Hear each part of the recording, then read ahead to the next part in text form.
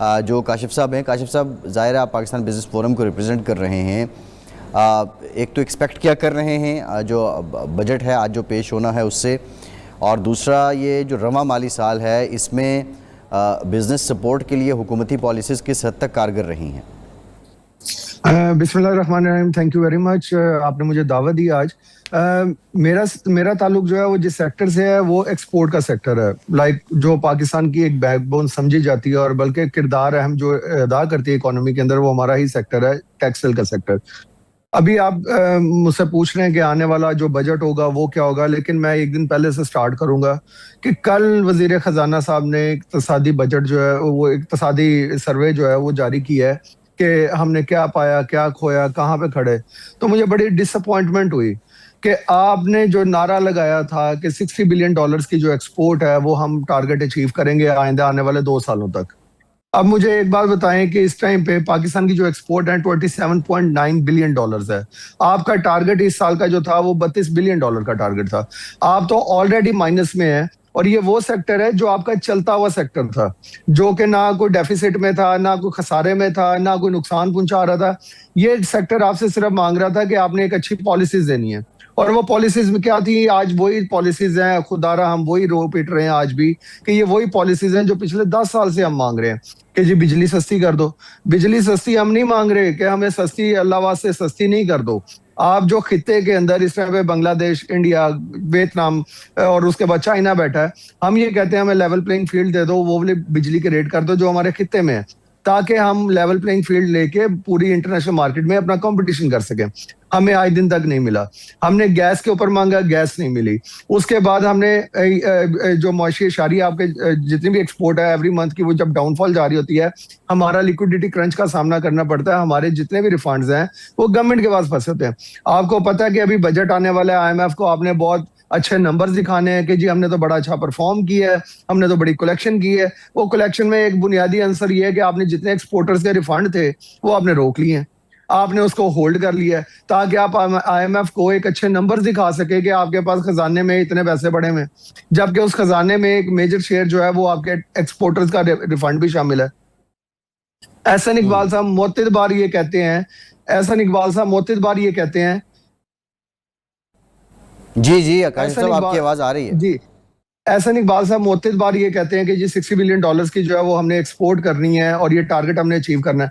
तो मुझे ये बताएं कि अगर इस तरह पॉलिसी का तसलसल रहेगा और इस तरह की पॉलिसीज आप देंगे तो किस तरह $60 बिलियन का टारगेट हम अचीव करेंगे? अभी जो खबर एक आई है, जो हमने अभी रिपोर्ट किया है कि जो ये बजट है इसमें कोई एक्सपोर्टर्स के लिए, एक्सपोर्ट सेक्टर के लिए कोई खुसूसी पैकेज भी है। आपके साथ नेगोशिएशन हुई है बजट से पहले? क्योंकि जो हमारा बिलखुसूस टेक्सटाइल का सेगमेंट है उनके लिए बड़ा अरसा वो ज़ीरो रेटेड रहे, उसमें बड़ी उनको सहूलियात भी थी, और अगर नेगोशिएशन हुई है तो आप लोगों की तजावीज़ क्या थी? देखें, मैं आपको ये बताऊंगा, निगोशिएशंस भी हुई हैं, मीटिंग्स भी हुई हैं, लेकिन वो मीटिंग्स का मैं थोड़ा सा आपको फिर पिछले साल के बजट का कंपैरिजन दूंगा कि पिछले साल बजट के अंदर हमारी मीटिंग हुई एहसन इकबाल साहब से, वजीर खजाना साहब से।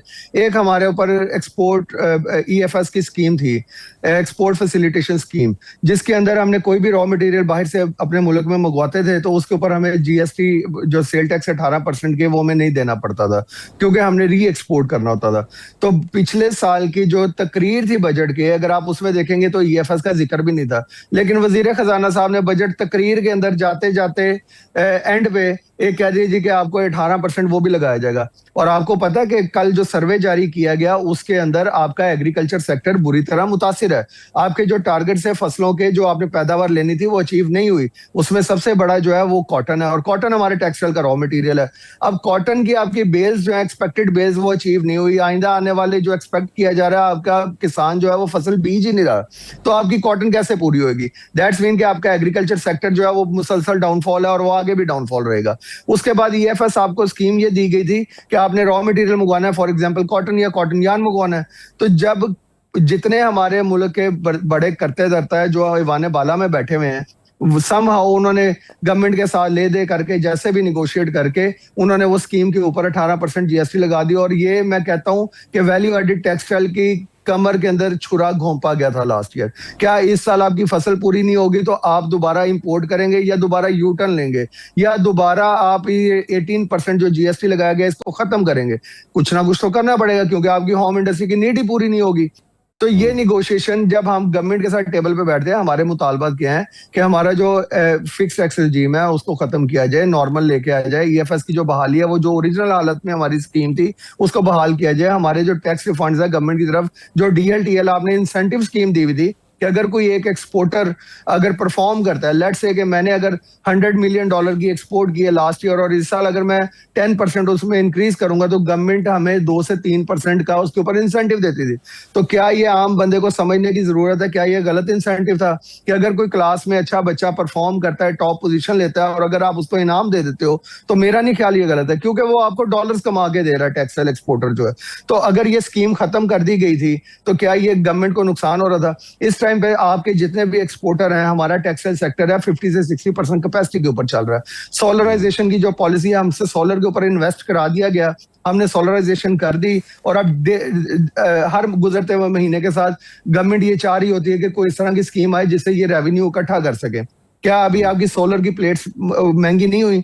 हमारा जो सेक्टर है इसके अंदर सोलर हो जाए, इसके अंदर कपास हो जाए, इसके अंदर आपका आईटी सेक्टर आ जाए, इसके अंदर आपके आम बंदे के ऊपर इन्फ्लेशन रेट आ जाए। हमारी फैक्ट्री में मजदूर भी काम करता है, अगर मजदूर के ऊपर इन्फ्लेशन रेट उसका पेट्रोल की वजह से एक्सपेक्ट करेगा, वो अगर फैक्ट्री तक आता है मोटरसाइकिल पे आता है तो वो पेट्रोल खर्च नहीं करता, एक आम बंदे की जिंदगी के ऊपर भी उसका इफेक्ट जाता है। आप उससे भी टैक्स बेतहाशा इकट्ठा करें और ओवरऑल बात की जाती है कि हमारी जो इकोनॉमी है वो हम इसको एक्सपोर्ट लेड इकोनॉमी बनाना चाहते हैं, जबकि ये नहीं बन रही। तो इसमें कोई रॉकेट साइंस नहीं है, 3-4 बेसिक से मुतालबात हैं। अगर ये मुतालबात हमारे मान लिए जाते हैं तो हमने तो प्राइम मिनिस्टर आपके मुतालबात की तरफ भी आते हैं, आपके मुतालबात की तरफ आते हैं।